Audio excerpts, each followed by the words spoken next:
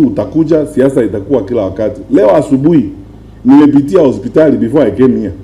Nimeenda hospitali kuona kijana mwingine amepiwa huko. Amepiwa na wakora na watu wa gunzi wa watu wa siasa ambao ni marafiki wa wakubwa wa serikali. Na nimekaa hapo mpaka polisi wakanipata hapo.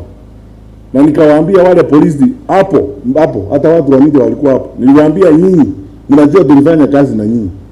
Hamwezi kuongoza nchi namna hii eti watoto wanafunja miguu ni kwa sababu ya siasa. Katika zile semi zingine mambo ya violence ni mambo ambayo tunasema kwamba serikali ndio inafaa kuwa na violence, lakini sio wanasiasa na wananchi kwa jumla.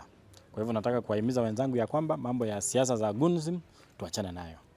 So tuwe disciplined, tuwe watu wa kuweka amani.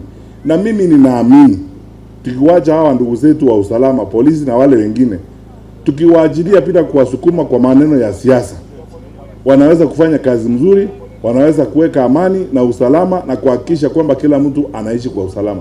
So Inspector General awachwe afanye kazi yake na DCI afanye kazi yake. Na kila mtu ambaye anasimamia usalama aachwe afanye kazi yake bila kusukumwa kwa msingi wa siasa. Kwa sababu these police officers wanajua sheria, they are fine. Ni kusukumwa kila wakati, kupigiwa mazimu na watu eti wao ndio wakubwa. Unataka kuonyesha ubabe kwa kuua watu. Hiyo mambo tafadhali.